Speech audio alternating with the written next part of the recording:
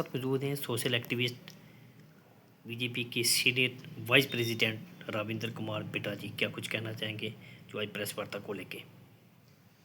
देखिए कि हमने अपनी जो ज़िंदगी है वो यहीं पर पुंछ में बसर करनी है, लेकिन एक चीज़ मैं मीडिया के माध्यम से ज़रूर कहूँगा कि कुछ ऐसी चीज़ें हैं जिसमें हम तमाम लोगों का ये फ़र्ज़ बनता है कि बिना किसी पार्टी पॉलिटिक्स, बिना किसी ज़ात पात के जो कुछ ऐसे लोकल इशू हैं उन पर हमें एक होकर तो उन जो अगर चीज़ें गलत हैं तो उनकी मजम्मत करनी चाहिए, जो अगर चीज़ें ठीक हैं तो उन लोगों की हौसला अफजाई करनी चाहिए।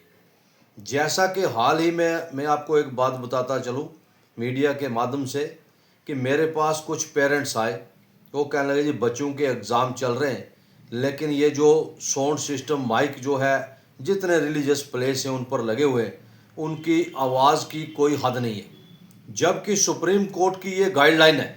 पहले तो मेरी एक सोच है कि कोई भी जो मजहबी अदारा है उस पर माइक होना नहीं चाहिए, वो कोई भी है। मैं किसी पार्टिकुलर किसी एक धर्म की बात नहीं करूँगा। यहाँ पर आप देखें कितने लोग यहाँ पर पेशेंट हैं, लेकिन क्या है कि उनकी आवाज़ कोई सुनने वाला नहीं है। मैं ये कहता हूँ कि मेरी एडमिनिस्ट्रेशन से ये पुरजोर अपील है डीसी साहब से और एसएसपी साहब से कि जितने रिलीजियस हेड हैं उनको बुलाकर मुझे एक चीज़ ज़रूर मालूम है कि एक बार एसएसपी यहाँ पर शकूर वानी साहब थे, उन्होंने तमाम जो है रिलीजियस हेड्स बुलाकर और तमाम जो सोशल एक्टिविस्ट लोग हैं उनको बुलाकर कि उनको कहा था कि भाई इस पर आप एक संज्ञान लें। तो मैं मीडिया के माध्यम से ये बात कहूँगा एडमिनिस्ट्रेशन से कि रिलीजियस हेड बुलाकर ये जो साउंड सिस्टम है इसको बंद करवाया जाए। आप देखें अगर किसी अमीर के घर में शादी होती है तो रात को 12 बजे तक 1 बजे तक डीजे लगा रहता है, पूरा मोहल्ला परेशान होता है। या कोई पॉलिटिकली साउंड लोग है, पॉलिटिकली इन्फ्लुएंशियल आदमी है, उसके सियासी लेवल पर लिंक्स हैं, उसके घर में डीजे बंद नहीं होता है। लेकिन अगर कोई गरीब आदमी के घर किसी बच्ची की शादी है या किसी के घर में कोई बच्चे की शादी है, वहाँ पर पुलिस आकर डीजे बंद करवा देती है। मैं ये कहता हूँ कि अगर कानून है तो वो सबके लिए बराबर है, चाहे वो कोई अमीर है, चाहे वो कोई लेजिस्लेटर है, चाहे वो कोई अपने पॉलिटिकली स्ट्रांग आदमी है।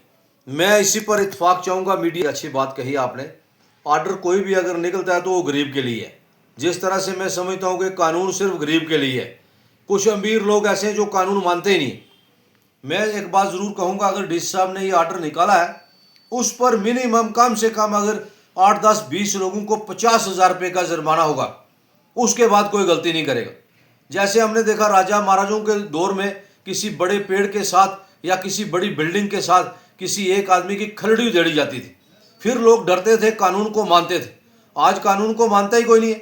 अगर किसी का कोई रिश्तेदार कोर्ट में लगा है, वो कहता है जी मेरा भाई वकील है जी, मैं क्या कानून को मानता हूँ? भाई अगर आपका भाई वकील है आप कानून नहीं मानेंगे? इसी तरह मैं कहता हूँ अगर किसी का भाई को लेजिस्लेटर है उसके लिए कानून नहीं है, कानून सबके लिए बराबर। मैं डीसी साहब के ऑर्डर की बड़ी दिल की गहराइयों से उस ऑर्डर का शुक्रिया अदा करता हूँ और उसकी पूरी तायद करता हूँ, लेकिन उस ऑर्डर को इम्प्लीमेंट हर आदमी पर करना चाहिए। मैं इसी पर इत्तेफाक चाहूँगा। जय हिंद, जय भारत।